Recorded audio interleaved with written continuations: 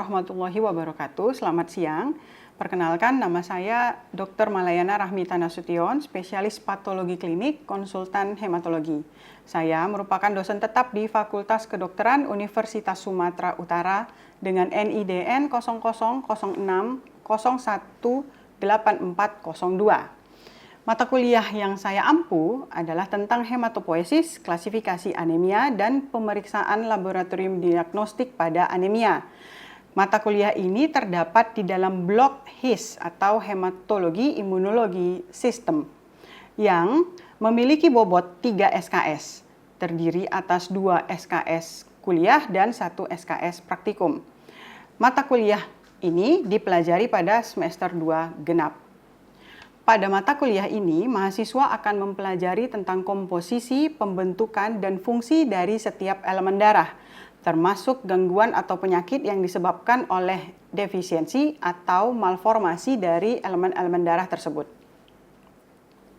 Capaian pembelajaran mata kuliah anemi itu adalah 1. Mampu menjelaskan sistem pembentukan sel-sel darah merah di sumsum tulang, fungsi setiap elemen darah, serta gangguan atau penyakit pada elemen-elemen darah tersebut, mencakup patogenesis, manifestasi klinis, diagnosis klinis, dan pemeriksaan laboratorium hingga penanganannya. Yang kedua, mampu memberikan tata laksana dan edukasi sesuai dengan diagnosis dan kompetensi sebagai dokter umum, serta melakukan rujukan bila diperlukan terkait penyakit-penyakit di sistem hematologi.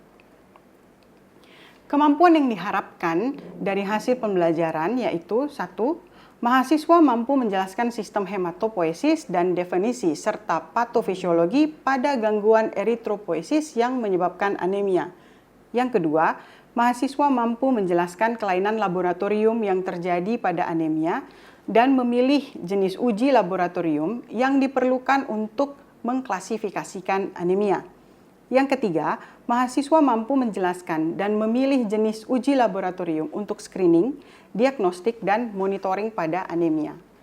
Materi pembelajaran mata kuliah anemia terdiri dari hematopoiesis, defisiensi anemia, patofisiologi anemia, gangguan eritropoietik penyebab anemia, morfologi sel darah merah, morfologi sel darah merah abnormal, pembagian anemia berdasarkan morfologi, pembagian anemia berdasarkan etiologi atau penyebab, diagnosis anemia berdasarkan klinis, diagnosis anemia berdasarkan uji laboratorium, diagnosis anemia berdasarkan etiologi atau penyebab, interpretasi hasil pemeriksaan laboratorium hematologi pada anemia, pemilihan uji laboratorium dalam mendiagnosis dan memonitoring anemia. Bentuk pembelajaran yang saya gunakan dalam mata kuliah anemia ini menggunakan bentuk sinkronus dan asinkronus yang menggunakan metode pembelajaran aktif yang mendorong mahasiswa untuk berperan aktif pada proses perkuliahan, yaitu dengan self-paced learning, kuliah tatap muka, case-based discussion dalam bentuk tutorial, dan pleno pakar.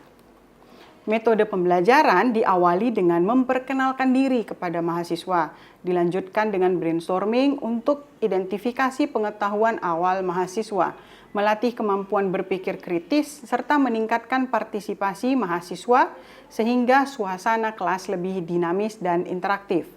Kemudian, saya membahas kontrak perkuliahan yang merupakan kesepakatan terkait proses perkuliahan, hak dan kewajiban, serta topik perkuliahan dan kriteria penilaian yang akan dilakukan sepanjang blok perkuliahan berjalan.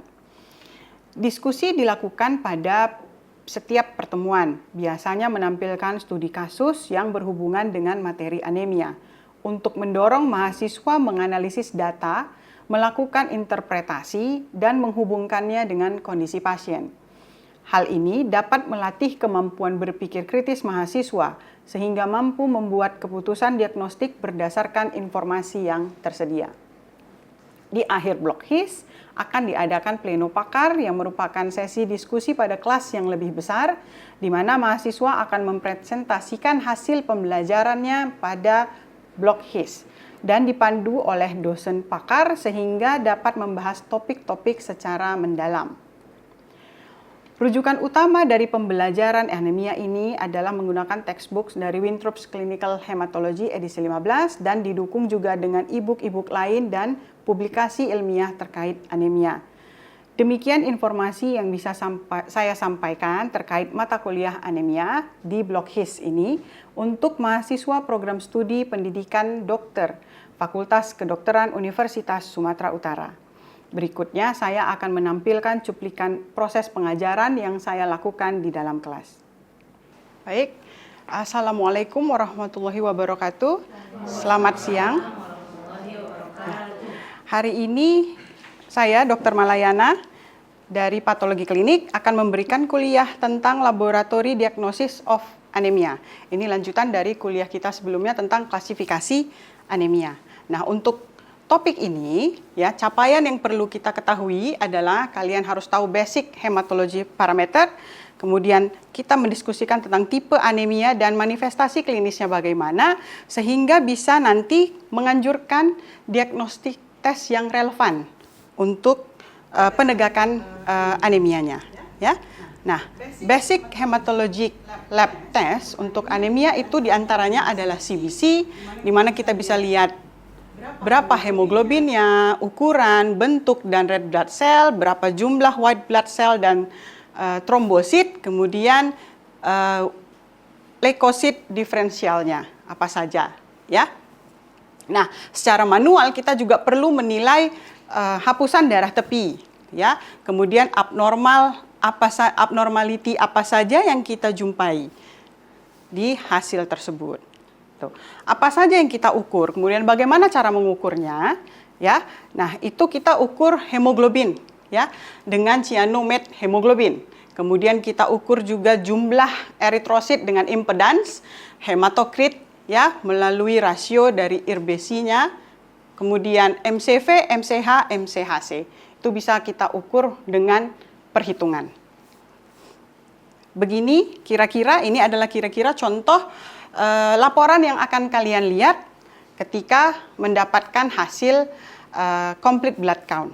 Ya, inilah parameter yang akan kita dapatkan.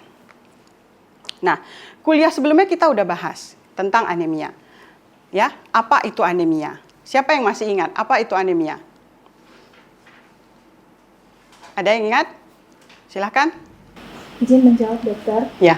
Anemia adalah keadaan jumlah sel darah merah yang tidak mencukupi untuk mengantarkan oksigen secara adekuat ke jaringan perifer. Baik ya, gitu ya. Nah, jadi keadaan anemia itulah yang menyebabkan kurangnya oksigen ke jaringan.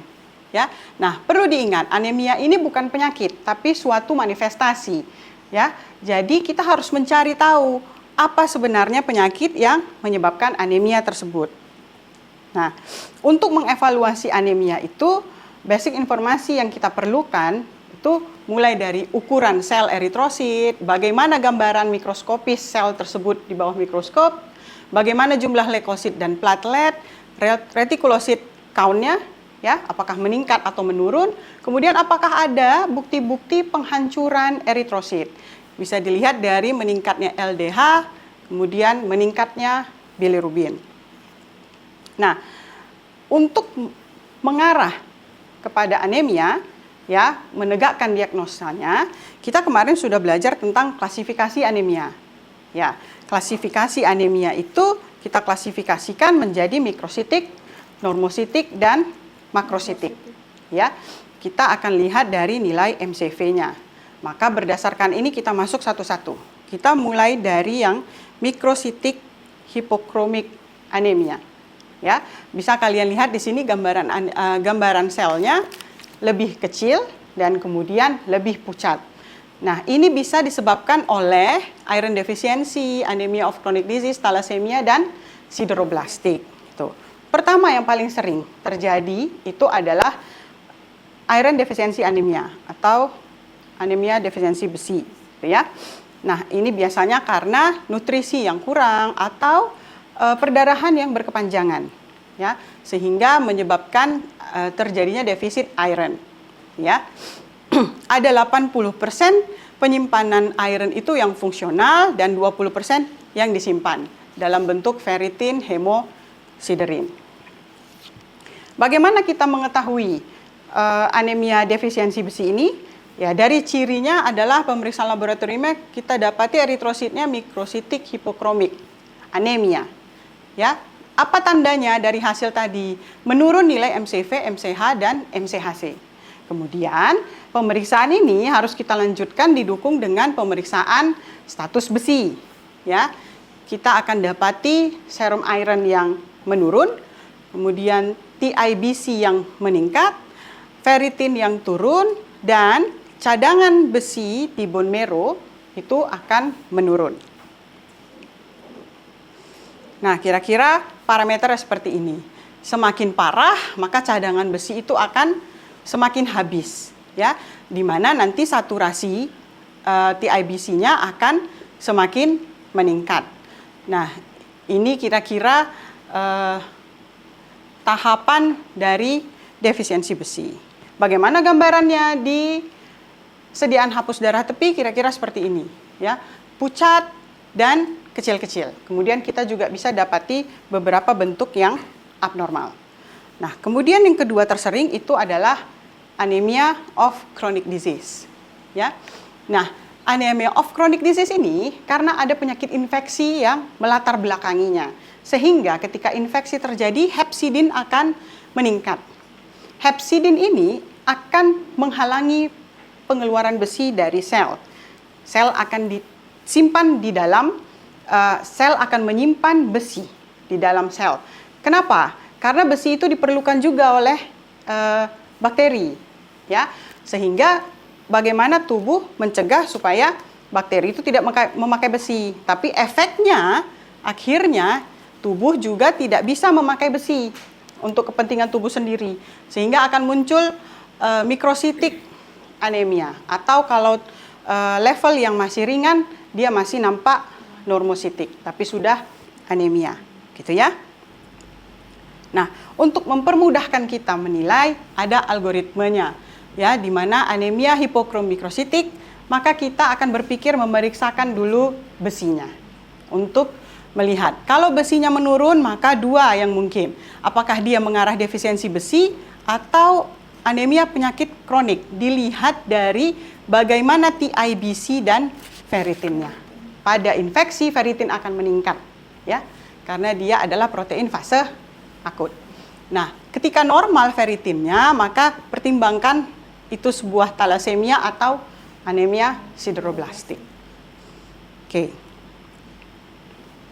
Kemudian kita masuk klasifikasi yang kedua, itu adalah normositik anemia. Ya, nah normositik anemia kita akan dapati MCV normal, MCH normal. Ada dua yang bisa menyebabkan normositik anemia, dilihat dari retikulositnya. Ketika retikulosit meningkat, itu paling sering adalah hemolitik anemia. Ya, kemudian ada juga yang ketika retikulositnya menurun. Bisa disebabkan oleh penyakit karena kegagalan beberapa organ ataupun kegagalan sumsum tulang di mana terjadi myelodysplastic syndrome. Untuk mempermudah, kita juga bisa memakai algoritma di mana mulai dari retikulosit kita lihat kalau meningkat retikulositnya, lihat apakah ada kekuningan, apakah ada pembesaran organ, gitu ya. Nah, bilirubin bagaimana? LDH-nya bagaimana? Ketika LDH meningkat, berarti itu menandakan adanya hemolisis. Ya, berarti dia anemia hemolitik. Ketika tidak, mungkin itu perdarahan akut. Sehingga masih normokrom normositer. Nah, kalau normal retikulositnya, maka bisa dilihat bagaimana fungsi dari organ renal, ginjal, hati, dan keadaan endokrinnya. Ya, kemudian kita bisa juga ukur kadar eritropoietinnya. Bagaimana dia? Kalau ada terganggu, maka itu mungkin disebabkan karena kegagalan organ. Ya, kalau tidak ada, lihat bone marrow-nya. Mungkin di bone marrow penyebabnya. Apakah ada displasia atau infiltrasi keganasan? Ya. Nah, kemudian bisa dilihat serum iron juga. Ya, ketika serum iron rendah, ini bisa mungkin mengarahkan ke anemia chronic disease tadi atau early stage dari anemia defisiensi besi. Oke, kita evaluasi tadi dengan melihat hapusan darah tepi, hitung leukosit, hitung retikulosit, kemudian status besi bagaimana, dan aspirasi biopsi sumsum tulang. Nah, hemolitik anemia itu ada yang inherited. Inherited itu berarti diturunkan. Yang paling sering terjadi adalah hereditary spherositosis, di mana akan terlihat spherosit, eritrosit kecil dan padat. Nah, ini eritrositnya sangat rentan untuk lisis, gitu ya. Di mana cirinya RDW akan meningkat, MCV bisa normal atau rendah, MCHC meningkat. Tergantung dari retikulositosisnya setinggi apa. Yang kedua ada G6PD, ya biasanya ini kita periksa dari mulai lahir. Oke. Ini adalah kelainan karena di pentose phosphate pathway-nya. Nah, tesnya ya seperti ini, kita bisa lihat ada Heinz body, kemudian cirinya ada kita jumpai bite cell. Kita bisa lakukan testing dengan PCR untuk melihat prenatal diagnostik pada bayi yang sebelum lahir gitu ya. Kemudian mengetahui mutasi apa yang terjadi. Nah, kemudian yang acquired. Acquired itu yang paling banyak adalah immune mediated ya. Diperantarai imun karena adanya antibodi yang melawan antigen pada permukaan red cell. Kita bisa melakukan tes untuk mengetahui immune mediated hemolytic anemia ini dengan direct COMT atau indirect COMT. Ketika ini kedua positif, maka membuktikan bahwa memang ada antigen atau antibodi yang menyebabkan eritrosit itu lisis. Kemudian yang berikutnya, yang acquired hemolytic adalah MAHA. Ya, ini disebabkan karena kelainan struktur dari pembuluh darah. Jadi di pembuluh darah itu bisa ditemukan plak-plak atau fibrin. Sehingga eritrosit yang lewat akan tercacah, terpotong, menyebabkan bentuknya menjadi kecil-kecil, pecah-pecah, gitu ya. Nah, itulah mikroangiopatik hemolytik. Kemudian yang terakhir, kita masuk ke makrositik anemia. Dibagi atas dua, megaloblastik dan non-megaloblastik. Yang megaloblastik itu akibat defisiensi vitamin B12 ataupun folic acid defisiensi. Yang non-megaloblastik itu biasa karena liver disease, MDS, ya. Kemudian ditandai dengan adanya peningkatan retikulosit. Inilah yang membedakan bagaimana kita membedakan megaloblastik dan non-megaloblastik makrositik anemia dari pemeriksaan CBC. Oke. Kenapa bisa terjadi megaloblastik? Megaloblastik itu di mana nanti selnya besar-besar. Sehingga proporsi antara inti sel dengan sitoplasma itu sudah tidak benar lagi. Kita jumpai sel besar-besar karena folat dan kobalamin itu diperlukan untuk sintesis DNA. Jadi karena itu kurang, DNA replikasinya terganggu, gitu ya. Nah, untuk yang B12, yang akibat B12, maka kita akan jumpai gangguan neurologis, oke ya. Nah, apa saja yang kita jumpai pada pemeriksaan laboratoriumnya? Kita akan jumpai makrositik anemia, kemudian ada penandanya yaitu hypersegmented neutrophil, di mana segmen neutrofilnya itu kita jumpai bisa lebih dari 6.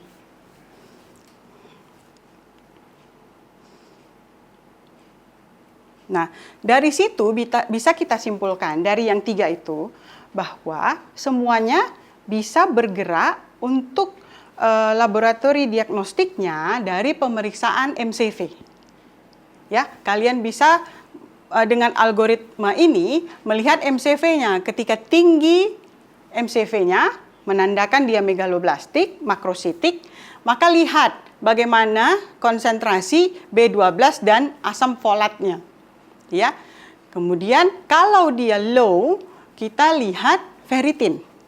Kita mau lihat bagaimana cadangan besinya, gitu ya. Kalau dia normal atau tinggi, maka lihat TIBC-nya, gitu ya. Kalau dia rendah, kita bisa mengarahkan dia ke anemia defisiensi besi. Nah, dengan algoritma ini dengan memahami algoritma ini, maka kita akan terarah dalam menegakkan diagnosis anemia itu ke arah mana. Oke. Nah, sebagai contoh untuk studi kasus, saya akan berikan studi kasus ya untuk melihat bagaimana pemahaman kita terhadap kuliah ini. Oke. Silahkan kita lihat kasusnya. Ya, di sini kasusnya adalah Nyonya Siti, umur 45 tahun, keluhannya mudah lelah, lesu, sering pusing, sesak nafas, terutama saat beraktivitas fisik ringan yang dialaminya sudah 3 bulan terakhir. Dikeluhkan juga ada rambut rontok dan kuku rapuh dan riwayat menstruasi yang banyak dan lama atau menoragi. Nah, dari pemeriksaan fisik kita dapati konjungtiva anemis, tidak dijumpai sklera ekterik, tidak ditemukan pembesaran limfa atau hati. Kuku tampak koilonychia, ya, cembung seperti sendok. Oke. Hasil CBC-nya kita jumpai hemoglobin 7,8, hematokrit 25% dengan jumlah eritrosit 3,5 juta. Kemudian MCV, MCH, MCHC menurun. Dan RDW kita lihat meningkat, di mana jumlah leukosit dan trombosit itu normal. Oke, sudah siap dibaca? Nah, yang ingin saya tanyakan adalah dari hasil ini, kira-kira kalian bisa mengarahkan ini kemana? Untuk sebagai diagnosa bandingnya. Ya, silahkan Dr. Miranda. Untuk diagnosis banding dalam kasus ini mungkin bisa kita naikkan dengan anemia defisiensi besi, kemudian thalassemia, atau mungkin anemia dengan penyakit kronik. Baik. Nah, ya Miranda, sudah benar, cocok diagnosa bandingnya. Nah, apakah ada yang tahu kira-kira kenapa kita diagnosa banding dengan itu tadi? Anemia defisiensi besi, thalassemia, dan penyakit kronis. Silakan, ya, Nia. Izin dokter, izin mencoba menjawab. Dari hasil laboratorium bisa kita lihat itu kan terjadi penurunan MCV, MCH, dan MCHC. Jadi dikriteriakan sebagai anemia mikrositer hipokrom. Jadi pembagian dari anemia hipokrom mikrositer tadi kan sudah dokter jelaskan, itu salah satunya ada talasemi, anemia defisiensi besi, maupun anemia penyakit kronis. Jadi atas dasar itulah mungkin dokter Mira menjawab diagnosa bandingnya seperti itu dokter. Terima kasih dokter. Ya, sudah tepat ya itu. Jadi berarti saya anggap itu kalian sudah cukup memahami. Ya, bahwa dari nilai MCV, MCH, MCHC itu kita bisa lihat bagaimana bentuk eritrositnya, morfologi eritrositnya. Nah, kemudian kita kan masih diagnosa banding, gitu ya. Apalagi tes apalagi yang perlu kita periksakan supaya kita bisa maju untuk menegakkan diagnosisnya, mengetahui diagnosa pastinya yang mana. Silakan. Ya, Isti. Izin dokter, izin menjawab. Untuk pemeriksaan yang bisa dilakukan untuk memeriksakan ini, yang pertama itu kita bisa memeriksakan TIBC dokter. Jadi jika TIBC-nya meningkat, itu dia bisa mengarahkan ke defisiensi besi juga. Ya. Kemudian pemeriksaan serum iron yang menunjukkan dia anemia defisiensi besi biasanya menurun. Kemudian ada pemeriksaan juga ferritin dokter. Ferritin biasanya meningkat dokter. Itu mengarahkan ke defisiensi besi dokter. Terima kasih dok. Ya, jadi dengan yang sudah dikatakan Isti tadi, ya kita sudah bisa mengarahkan bahwa ini memang defisiensi besi dengan adanya hasil ferritin yang turun, ya TIBC yang meningkat, gitu ya, serum iron yang turun, sehingga kita bisa menegakkan ini adalah suatu defisiensi besi. Oke. Nah, sebagai kesimpulan kita hari ini, ya. Pada kuliah kali ini bahwa perlu diingat ya bahwa anemia itu ya memerlukan diagnosis akurat ya. Jadi penting untuk anemia karena anemia itu tadi seperti saya bilang, bukan suatu penyakit, tapi dia adalah suatu manifestasi dari penyakitnya. Sehingga kita harus cari apa penyakitnya supaya anemianya bisa teratasi, ya. Nah, bagaimana mencarinya? Oke, pendekatannya bisa dimulai dengan pemeriksaan CBC, complete blood count, darah lengkap, ya. MCV, MCH, MCHC, nilailah itu supaya kalian bisa tentukan dia apakah normokrom, normositer dan lain-lain. Kemudian lihat RDW-nya sehingga tahu bentuknya bagaimana, ya. Nah, jadi penegakan diagnosis yang efektif dari anemia ini perlu pendekatan yang sistemik. Makanya tadi ada algoritma-algoritma yang saya tampilkan. Ikuti itu untuk menegakkan diagnostiknya, ya. Bersama dengan mengintegrasikan hasil laboratorium, kemudian manifestasi klinis yang ada pada pasien dan riwayat dari pasiennya, riwayat penyakit dari pasiennya. Sehingga kita bisa mendapatkan penyakit yang mendasarinya dan bisa membantu sejawat kita untuk merencanakan pengobatannya yang tepat. Oke? Ya, baik. Sekian kuliah kita hari ini. Terima kasih untuk perhatiannya. Semoga bermanfaat untuk kita semua. Wassalamualaikum warahmatullahi wabarakatuh. Waalaikumsalam.